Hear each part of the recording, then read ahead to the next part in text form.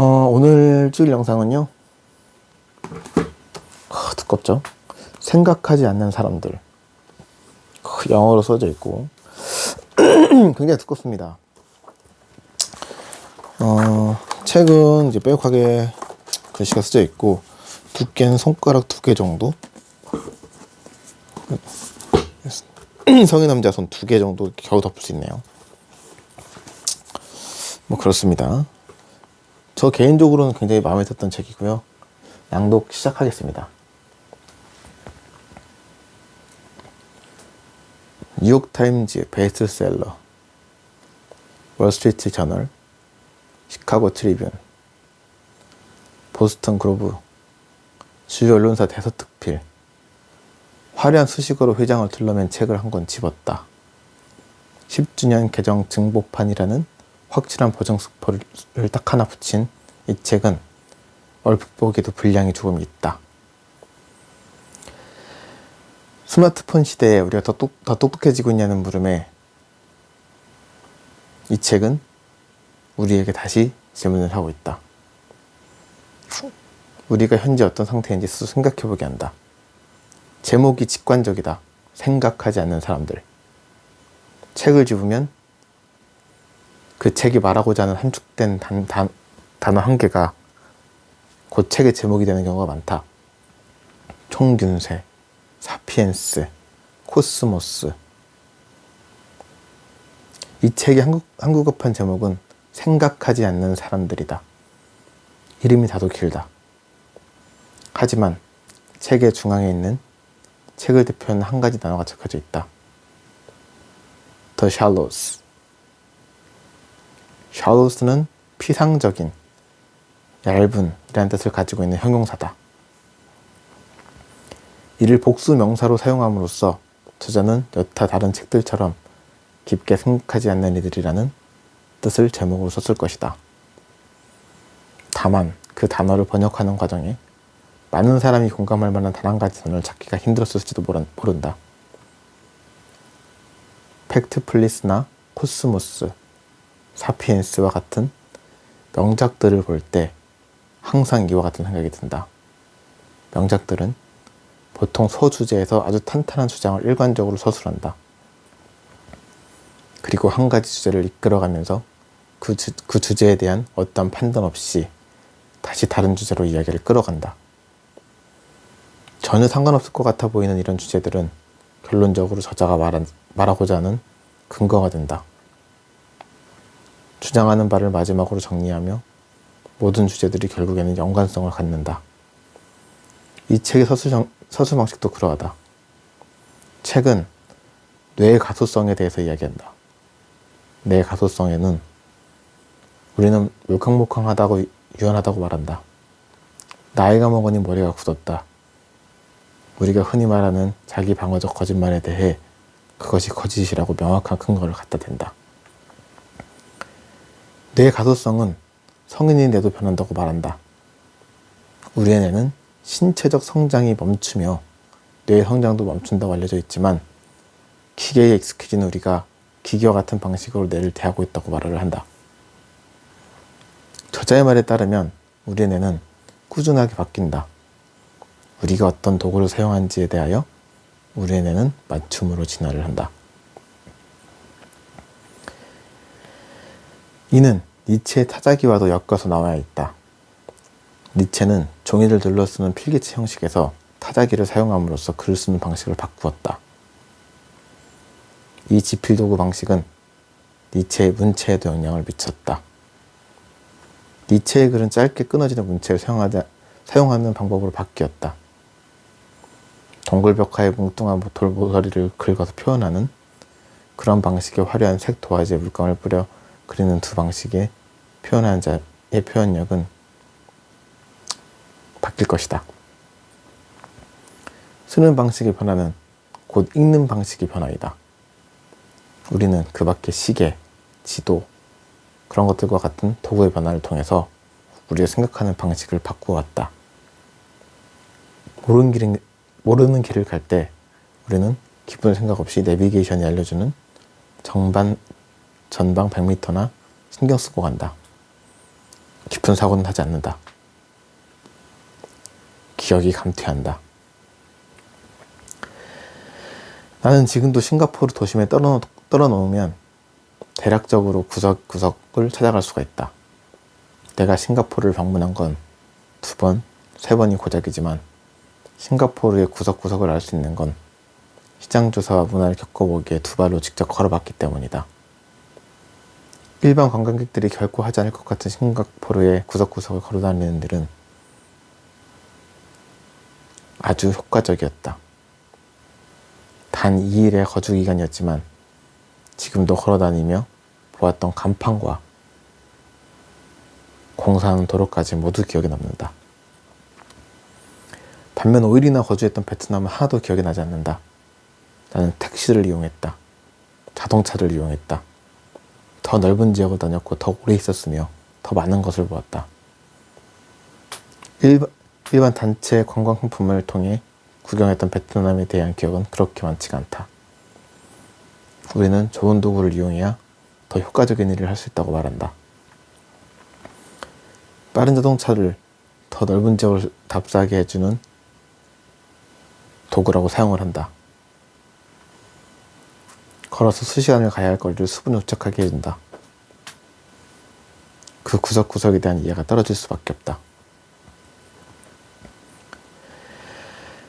책에서 들었던 예시는 아니지만 나는 여행의 경험이 책의 내용과 상당수 일치한다는 사실을 깨달았다. 10년 전에 내가 처음으로 서울에서 혼자 살게 되었을 때 나는 구로 디지털 단지역에서 대림을 거쳐 강남구 논현동까지 걸어왔던 적이 있었다. 단 하루의 기억으로 나는 서울의 위치가 꽤나 빠삭해졌다. 강북으로 넘어가서는 잘 모른다. 하지만 지금도 눈을 감고 하나하나 떠올려 보자면 버스를 타고 지나다녔던 기억보다 훨씬 더 선명한 서울의 구석구석을 묘사해낼 수가 있다. 나는 새로운 도시를 가게 되면 가장 먼저 그 도시의 구석구석을 직접 걸어본다. 그러면 그 마을에 있는 편의점, 공중 화장실, 쓰레기통 등 그 위치가 하나하나 파악이 된다. 그냥 택시를 타고 이곳저곳을 다니는 것보다 단 하루의 날을 잡고 걷는 것이 이렇게 더 소중한 더 기억이 된다.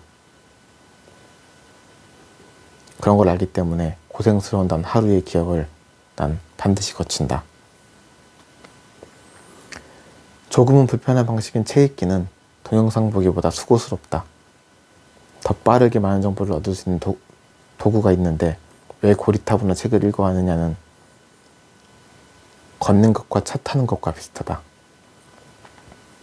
책을 읽는 것은 걷기의 훈련과도 같다. 누가 뭐래도 차를 타고 이동하는 것보다 걷는 행위가 더 수상한 기억을 도출하게 해준다. 하지만 체력이 없다면 걷지 못한다.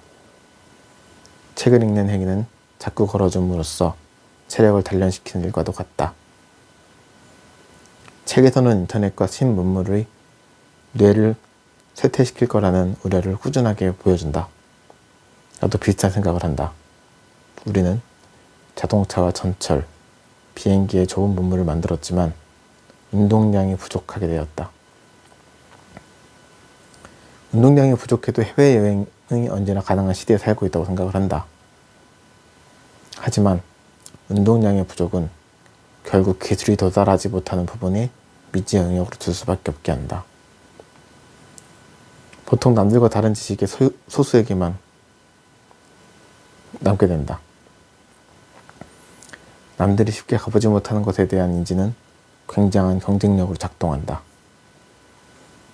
파리 에펠탑에서 손가락으로 V자 표시를 하고 사진을 찍는 그런 행위들, 콜로세움에서 V 표시를 하고 사진을 찍는 행위는 빠른 2개의 기억보다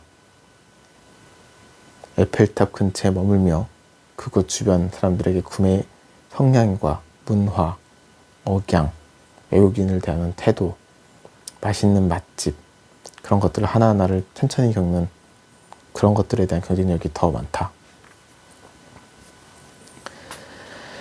누구나 마음만 먹으면 전자의 기억을 얻을 수 있지만 체력이 단련되어 있지 않다면 후자의 기억은 얻을 수가 없다. 이에 빠르고 편리한 인터넷은 우리의 뇌를 게으르게 만든다고 한다. 책을 읽지 말고 소리를 통해 사람으로부터 정보를 직접 전달받는 것이 진짜 지식이라고 주장하던 소크라테스와 책의 중요성을 설파한 플라톤의 경쟁 구도도 재미있었다. 결국은 소크라테스보다 플라톤의 주장이 옳았다. 책에서는 소크라테스의 주장에 대해 상당히 동의를 한다. 소크라테스는 웅변가이다. 플라톤은 작가이다. 그 둘의 싸움은 재밌었다. 이 부분을 읽었을 때 상당히 도움됐던 건 지난해 내가 읽었던 책의 책이다. 역시 이 책과 저 책의 묘한 고리가 생기며 서로 지식이 연결되는 것도 독서의 매력이다. 책의 책에서는 노예에게 책 읽기나 필사를 시키는 일을 도맡게 했다는 대목이 나온다. 결국 노예들은 필사를 하고 책을 읽었다. 그들의 주인보다 더 많은 지식을 쌓았다. 우리가 사는 세상에 더 이상 노예는 없다. 노예는 해방되어졌다. 우리가 사는 세상에 더 이상 귀족도 없다. 그들은 무너져 내려갔다. 책에는 대중매체가 이제 인터넷의 영향을 받는다고 한다. 사람들은 이제 긴 스토리에 대해 흥미를 느끼지 못한다. 대부분이 긴 이야기를 짧게 편집한 방송으로 마주한다. 요즘 유행하는 트론 열풍 또한 그러하다. 대중매체는 이제 유튜브에 짤로 올릴 수 있다. 그런 짧은 컨텐츠 생산이 가능한 컨텐츠만 살아남는다. 스토리보다는 즉흥적이고 짧은 영상과 음악이 더 사랑받는다. 사람들은 이야기를 길게 들어준 집중력을 잃어버린다.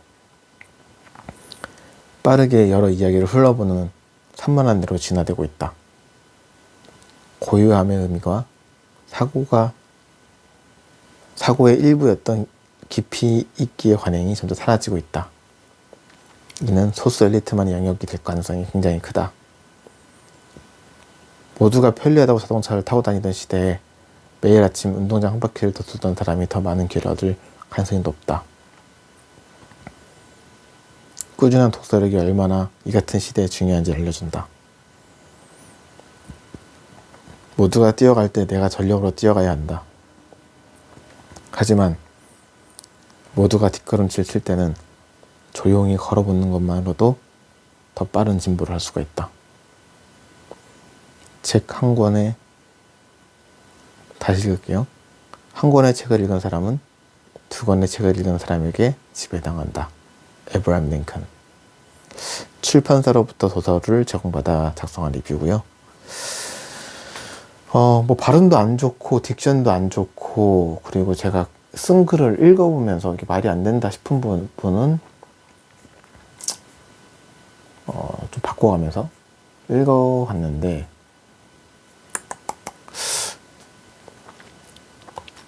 이렇게 계속 진행하겠습니다. 어차피 내 만족이니까. 여기까지요.